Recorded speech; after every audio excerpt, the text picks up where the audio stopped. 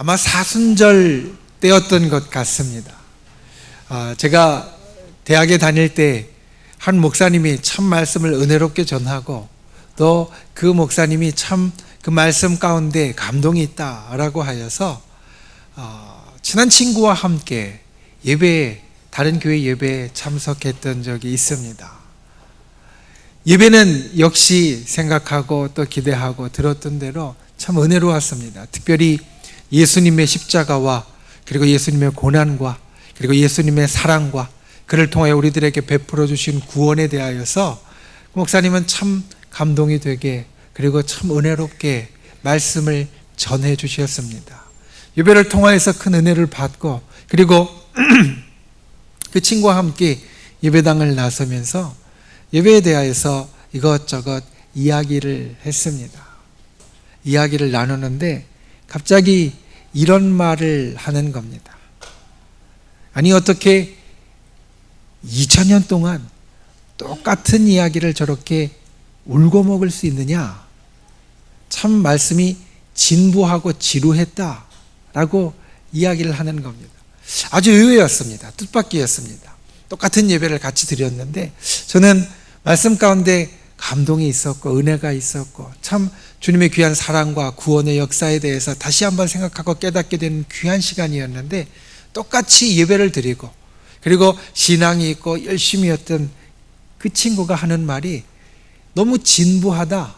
어떻게 교회에서는 2000년 동안 변하지 않고 똑같은 이야기를 저렇게 계속 할 수 있느냐? 그 이야기를 듣고 생각을 했습니다. 과연 무엇 때문에 똑같이 예배를 드렸는데 한 사람은 그 예배를 통하여서 은혜와 감동이 풍성하고 충만하다 생각하고 다른 한 사람은 어떻게 저렇게 똑같은 이야기를 바꾸지 않고 2000년 동안 교회에서 계속해서 울고 먹는 지루하고 진부한 그런 말씀이 있을 수 있느냐? 이 차이를 만들어냈을까? 예수님의 십자가의 사건은 아직도 많은 사람들에게 감동이 되고 아직도 많은 사람들에게 영향을 미치고 그리고 영감을 받는 원천인데 그런데 어떻게 이렇게 똑같은 말씀을 듣고 똑같은 예배를 드린 사람의 이야기가 틀릴 수 있을까? 우리가 살다 보면 고전이라는 책들을 접하게 됩니다. 고전이라는 책은 옛날부터 전해져 내려오는 책이라는 뜻입니다. 예전에 적혀져서 그래서 오늘날까지도 살아남아서 사람들에게 읽히는 책을 고전이라고 합니다. 그런데 이 고전 가운데 어떤 사람은 참 유익하다라고 말합니다. 고전 가운데에는 시대와 사회를 초월한 삶의 진리가 담겨 있어서 그를 통하여 내가 고민하고 있는 것이나 내가 생각하고 있는 것 또 내가 어려움에 빠진 것에서 새로운 생각과 영감을 불어넣어주는 원천이 된다라고 말한다는 겁니다. 그런데 어떤 사람은 그렇게 이야기하지 않고 아니 지금과 같은 스피드 시대에 지금과 같이 많은 저작 책들 그리고 출판물들이 홍수를 이루는 시대에 그 옛날 고리타분한 옛날 이야기 오늘날 시대와도 맞지 않는 이야기가 어떤 영향을 줄 수 있냐라고 이야기하면서 그 고전은 별로 필요가 없다라고 이야기하는 사람도 있다라는 겁니다. 무엇이 한 사람은 똑같은 책을 읽는데 이 책이 유익하다 삶의 교훈을 주고 그리고 우리의 삶의 교양의 폭과 깊이를 더한다 라고 말하는데 반해서 다른 사람은 그 캐캐 묵은 옛날 이야기를 지금 봐서 뭐하냐 라고 생각하는 사람이 있게 되어지는가? 그것은 그 책을 보고 깨달음이 있느냐 없느냐의 차이가 될 것입니다. 그 책을 보면서 내가 깨달아지고 이게 지금 나의 삶의 문제에 있어서 또 내가 지금 생각하는 것에 있어서 참 도움이 되는구나 라고 느끼는 사람이면 이게 유익하다라고 생각할 것이고 이 책을 읽으면서 별로 와닿는 것도 없고 이 책을 통해서 이야기하는 것이 나하고 전혀 상관없는 이야기다 라고 여기면 이거는 쓸데없는 것이다. 저 옛날부터 있는 별 쓸모없는 것이다 라고 여기게 된다라는 겁니다. 예수님의 사건도 마찬가지입니다.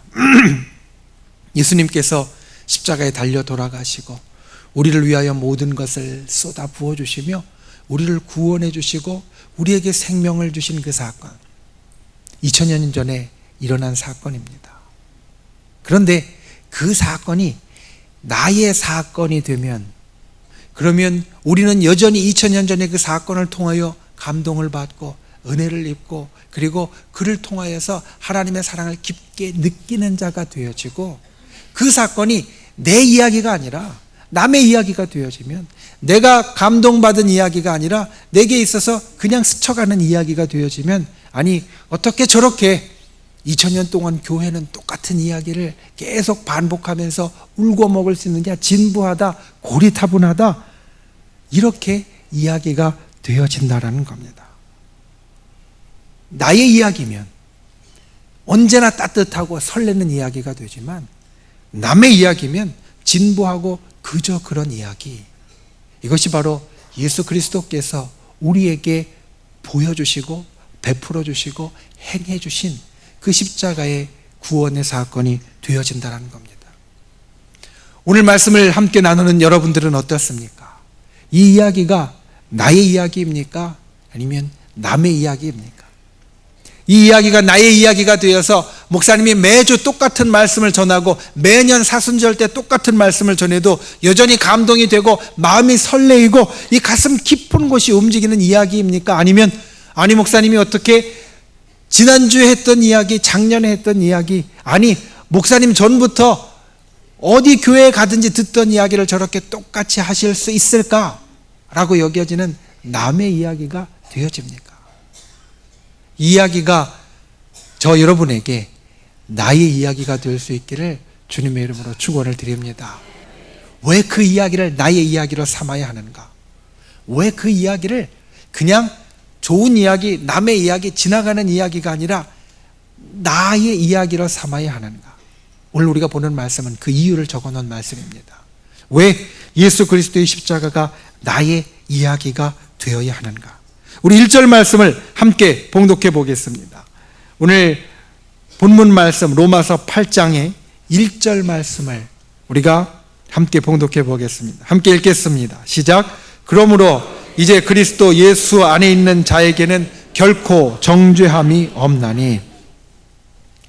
그러므로 이제 그리스도 예수 안에 있는 자에게는 결코 정죄함이 없나니.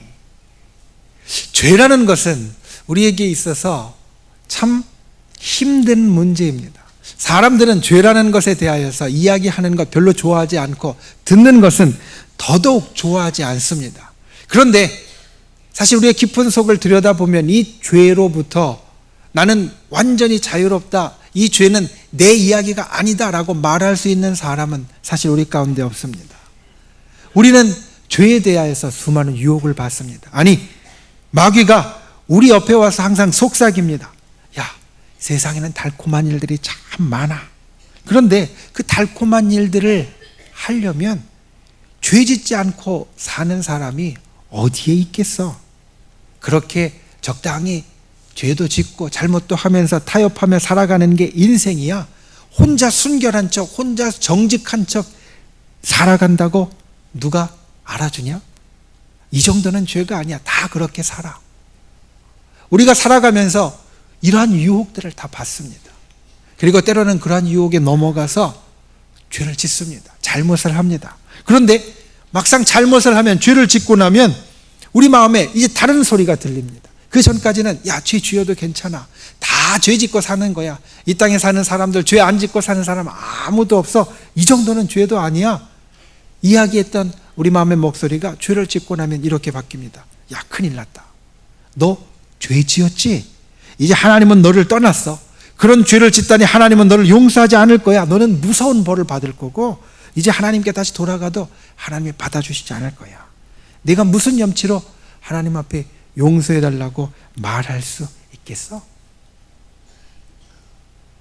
죄를 짓자, 죄 지어도 괜찮다라고 유혹하던 목소리는 우리가 죄를 짓자마자 우리 속에서 순식간에 이렇게 바뀝니다.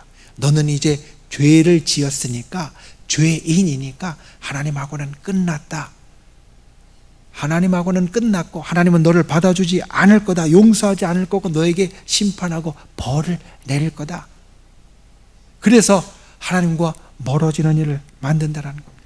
죄의 시작은 감미롭습니다. 충동적입니다. 그런데 우리가 다 죄를 지어보지만 죄를 짓는 사람에게는 마음에 평강이 없습니다. 편안이 없습니다. 그를 통하여서 뭔가 감미롭고 그리고 당장 나에게 있어서 솔깃한 것을 얻어가는 것 같지만 이 마음 깊은 곳에는 죄를 짓는 영혼은 평강을 누릴 수 없다는 겁니다.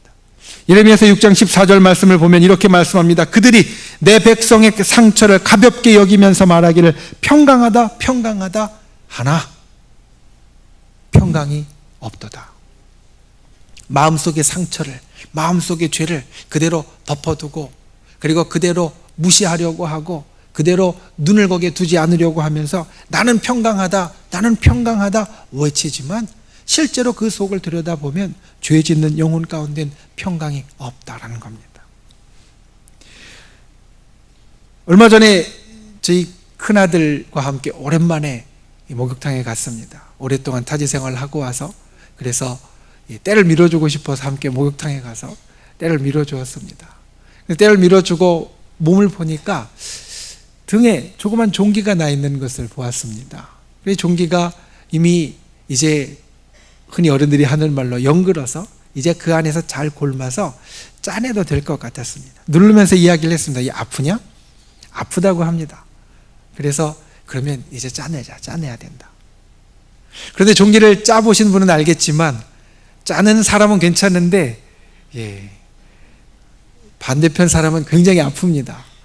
굉장히 아파서 계속 아프다고 해서 결국은 짜낸다고 짜냈지만 제가 볼 때는 끝까지 다 짜내지를 못하고 일단 적당히 짜내고 그리고 약을 바르고 그리고 밴드를 붙여주었습니다. 며칠이 지났습니다. 야 어떻게 된다 한번 보자. 이렇게 보니까 다시 빨갛게 불어나고 있는 겁니다. 그래서 누르면서 이야기를 해보니까 아프냐? 그러니까 아프다고 합니다. 야, 이게 왜 아픈지 알아? 이 속에 골무는 걸 다 안 짜내서 그래. 다 안 제해서 그래. 그 속에 골마 있는 걸 다 빼내야지 이제 말끔하게 낫게 되는데 그 속에 골문 게 여전히 들어있으니까 다시 굽는 거야. 그래서 아픈 거야. 다시 짜자. 그러고 짰습니다. 이번에는 아파도 먼저 번 같이 아프다고 많이 이야기하지도 않고 또 아프다고 해도 적당히 봐주지 않고 끝까지 짰습니다. 그리고 나서 약을 발라주고 밴드를 붙였습니다. 또 며칠이 지나서 한번 보자. 보니까 이제 아물어가고 있는 겁니다. 눌러도 전혀 아프다고 하지 않는 겁니다. 그래서 이야기를 했습니다. 이런 거야. 속에 있는 것 잘못된 게 있으면 끝까지 다 없애야지. 아플 때는 참 아프고 하기 싫고 그리고 그만했으면 좋겠지만 끝까지 다 없애야지 이렇게 나을 수 있는 거야. 우리 죄의 문제도 그렇습니다. 하나님 앞에 우리는 항상 적당히 이 죄의 문제를 덮고 가고 싶습니다. 왜냐하면 마음이 아프기 때문에 죄의 문제를 들춰내면 내 마음도 아프기 때문에 그것들을 적당히 드러내고 다시 덮는 경우가 참 많다라는 겁니다. 그런데 이 죄의 문제가 우리에게 있어서 그 근원까지 끝까지 해결되어져야만 우리에게 있어서 이것에서 벗어난 자 그리고 완전히 하나님 앞에 자유로운 자가 될 수 있습니다. 오늘 그 비결을 성경은 우리들에게 이렇게 말합니다. 그리스도 예수 안에 있으라. 오늘 말씀 가운데 우리가 왜 십자가의 이야기가 나의 이야기가 되어야 하냐면 그리스도 예수 안에 있기 위하여서입니다. 그리스도 예수 안에 있어야만 죄의 문제가 해결되어집니다. 그 뿌리까지 다 뽑혀집니다. 그리스도 예수 안에 있어야만 오늘 말씀에 있는 것 같이 정죄함, 죄로 정함, 이제 죄 있다 함이 없어진다라고 우리들에게 말씀하고 있다라는 겁니다. 이 그리스도 예수 안에 있는 분들이 되시기를 바랍니다. 그리스도 예수 안에서 진실로 우리 속에 있는 모든 그릇된 것들을 그분 안에 다 내어놓고 뽑아내고 그리고 주님 앞에 정죄함이 없는 맑고 순결하고 그리고 건강한 주의 백성이 되실 수 있기를 바랍니다. 진실로 예수 그리스도께서 우리를 위하여 우리를 대신하여 십자가에 달려 돌아가심으로 우리의 죄가 없다 말씀하셨습니다. 저와 여러분의 죄는 그리스도 예수 안에 있으면 없어집니다. 그 속에 뿌리까지 다 뽑혀집니다. 없어지고 그리고 건강하게 되어집니다. 예수 안에 있는 분, 그리스도 예수 안에 있는 분, 언제? 이제, 지금, 바로 여기부터 예수 안에 있는 저와 여러분이 다 될 수 있기를 주님의 이름으로 축원을 드립니다. 두 번째, 우리 2절 말씀을 함께 읽겠습니다. 2절 말씀입니다. 이는 그리스도 예수 안에 있는 생명의 성령의 법이 죄와 사망의 법에서 너를 해방하였습니다. 아멘. 춘추 전국시대에 상나라라는 나라가 있었습니다. 그 상나라의 임금, 주왕이라는 임금이 나라를 잘 다스리고 있었습니다. 나라가 부강하여졌고 튼튼하여졌습니다. 그런데 이 주왕이 어느 날부터인가 갑자기 상아로, 그 코끼리의 그 이빨인 상아로 젓가락을 만들어서 식사를 하기 시작했습니다. 그러자 그의 신하였던 기자가 이제 이 나라는 망하게 되었다라고 탄식했습니다. 주변에 있는 동료 신하들 같은 사람들이 물었습니다. 아니 여보게, 왕이 상아 젓가락을 사용하는 게 뭐 그리 대수인가? 왜 나라가 망한다고 호들갑인가? 그러자 기자의 대답이 이러했습니다. 잘 들어보게. 상아 젓가락으로 식사를 하는 사람은 허술한 음식을 먹지 못한다네. 반드시 산의 진미를 먹기 마련이라네. 산의 진미는 질그릇이나 옹기 같은 막된 그릇에 담지 못한다네. 금그릇이나 옥그릇에 담아야 하지. 그리고 금쟁반이나 옥그릇을 쓰는 자는 평범한 옷을 입지 못한다네. 언제나 비단 옷을 입어야 하고, 비단 옷을 입는 자는 아무데나 옷을 걸어두지 못하고 화려한 가구를 마련하게 된다네. 화려한 가구를 마련한 자는 소박한 집에 거할 수 없어서 반드시 구중궁궐, 엄청난 규모의 궁궐을 다시 지을 수밖에 없고, 구중궁궐을 짓기 위해서는 엄청난 군대와 사람들이 동원되어져야 한다네. 그리고 그 일을 할 모든 것이 다 국민으로부터 더 많은 세금을 짜낼 때만 가능하다네. 왕이 자기의 사치를 위하여 백성의 혈세를 짜내는 나라치고 이전에 보면 망하지 않은 나라가 없으니 내가 어찌 탄식하지 않을 수 있겠는가? 사람들은 그 이야기를 듣고 당신의 생각은 기우라고 이야기를 했습니다.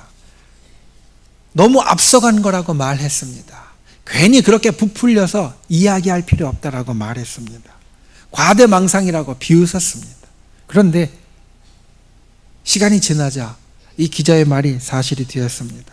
사람들은 왕이 기껏 젓가락 한 짝 바꿨다고 해서 무슨 대수가, 무슨 큰 일이 나타나겠는가 했지만, 주왕은 기자가 예견한 대로 점점 타락해져 갔고, 그 이전까지 부강하고 강성했던 이 상나라는 주왕을 끝으로 망하고 말았습니다. 그 나라가 망한 발단은 남들이 볼 때는 아무것도 아닌 것 같은 상아 젓가락 한 쌍이었습니다. 이 작은 것이 결국은 나라를 멸망시키는 큰 변화를 만들어 냈다라는 겁니다. 저와 여러분의 가슴 속에 아까 말씀드린 것 같이 예수 그리스도 안에 있으면, 예수 그리스도를 품으면 그 일은 사실은 별 대수가 아닌 것 같이 느껴집니다. 내가 똑같이 신앙생활 하고 있고 예배드리고 있고 말씀 보고 기도하고 다 하는데 내 가슴 속에 예수 그리스도를 나의 중심 가운데 두든 아니면 그냥 내가 그렇게 살아가던 대로 살아가든 무슨 큰 차이가 있을까? 사실 우리는 이렇게 생각하기가 쉽습니다. 예수 그리스도 앞에 이제까지 한 것 같이 나는 그냥 신앙생활 잘 하고 있는데 올해 우리 교회 표인 예수님의 심장이 이 속에 뛰든 안 뛰든 그냥 나는 여전히 살아있고 내가 하던 대로 해도 괜찮을 텐데 라고 생각하기가 쉽습니다. 그런데 여러분, 젓가락 한 짝이 나라의 운명을 바꿨습니다. 우리 가슴 속에 이 심장 가운데, 이 중심 가운데 무엇을 담고 있느냐가 우리에게 있어서 결코 무시할 수 없는, 아니 정말로 큰 차이를 만들어낸다라고 오늘 2절 말씀을 말합니다. 우리 속에 그리스도 예수가 있으면 그리스도 예수 안에 있는 생명의 성령의 법이 우리를 주장하고, 우리 속에 그리스도 예수가 없으면 죄와 사망의 법이 우리를 주장한다. 법이라는 것은 기준입니다. 법이라는 것은 무엇을 판단하는 기준이고 근거입니다. 그 법은 그대로 판단하게 할 수밖에 없습니다. 생명의 법이 우리 속에 있으면 우리에게 생명의 판결을 내릴 수밖에 없고, 우리 속에 사망의 법이 있으면 우리에게 사망의 판결을 내릴 수밖에 없다라는 겁니다. 우리가 죽느냐 아니면 우리가 사느냐 하는 이 큰 차이가 어디에서 시작되냐면 이 속에 예수 그리스도가 있느냐 없느냐. 예수 그리스도가 있으면 우리 속에는 생명의 법을 품게 된다 말합니다. 예수 그리스도가 있으면 우리 속에 예수님을 통하여 주신 성령께서 생명의 법을 우리 속에 새겨주시고, 그 생명의 법을 따라 살아가는 자, 그 생명의 법에 따라 판결을 받는 자, 구원을 받고 생명을 얻고 영생을 얻는 자가 된다라고 말씀하고 있다는 겁니다. 별 차이 없는 것 같지만, 내 뜻대로 살아가면, 난 여전히 예배하는 것 같지만, 난 여전히 하나님 앞에 나아가는 것 같지만, 이 속에 예수 그리스도가 중심 가운데 없는 자는 여전히 죄와 사망의 법 가운데 살아가는 자고, 죄와 사망의 법 가운데 살아가는 자는 그 사망의 법의 판단대로 결국은 구원받지 못한 죽음 가운데 다다를 수밖에 없을 것입니다. 저와 여러분이 20년 가운데 생명의 법을 품는 분들이 되시기를 주님의 이름으로 축원을 드립니다. 진실로 저와 여러분의 10년 가운데 예수 그리스도를 통하여 이 땅에 오신 성령께서 운행하고 역사하시고, 그리고 성령께서 우리들에게 주시는 생명의 법이 언제나 흔들림 없이 변함없이 새겨져 있어서 우리가 판결을 받을 때, 우리가 기준을 삼을 때에 사망의 법이나 죄의 법이 아니라 구원의 법, 생명의 법에 따라 살아가고, 그리고 그에 따라 판결을 받는 구원받는 백성, 영생을 얻는 백성, 주의 자녀가 다 되실 수 있기를 주님의 이름으로 축원을 드립니다. 말씀을 맺습니다. 사순절 기간을 지내고 있습니다. 이번 주와 그리고 다음 주 종료 주일, 그리고 그 고난 주간을 지내고 나면 이 사순절이 끝나고 우리는 부활절을 맞이하게 됩니다. 사순절 기간은 예수 그리스도의 십자가와 그리고 예수 그리스도의 고난과 그리고 우리를 위한 희생을 우리가 기억하는 그러한 귀한 날들이 됩니다. 이 예수 그리스도의 십자가가 진부하고 2000년 동안 교회에서 울고 먹는 사건이 되느냐, 아니면 이 예수 그리스도의 십자가가 여전히 이 속에서 나에게 감동을 주고 눈물 나게 하고 그리고 은혜를 끼치며 나를 새롭게 하는 것이 되어지느냐, 그것은 여기에 달려 있습니다. 그것이 나의 사건이냐 아니면 남의 사건이냐.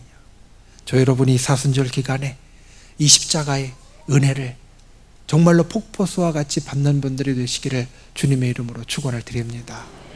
십자가의 은혜와 역사와 생명이 우리 10년 가운데 언제나 흔들리지 않고 언제나 풍성하게 넘치는 분들이 되시기를 주님의 이름으로 축원을 드립니다. 그러기 위하여서는 예수님 안에 있어야 합니다. 그러기 위하여서는 우리 속에 계시는 예수님, 그분을 통하여 생명의 법이 우리 속에 세워져야 합니다. 이 두 가지를 우리의 10년 가운데, 우리의 삶 가운데, 우리의 인생 가운데 언제나 든든히 세우고 붙잡으실 수 있는 저 여러분이 다 되실 수 있기를 주님의 이름으로 축원을 드립니다.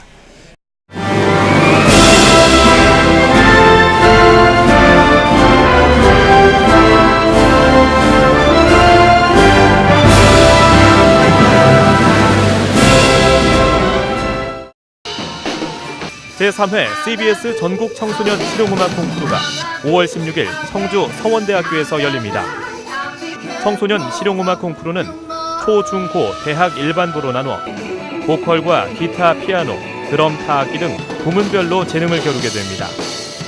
대상에는 문화체육관광부 장관상과 상금 500만 원이 주어지며 각 부문별 최우수상에는 100만 원의 상금이 주어집니다.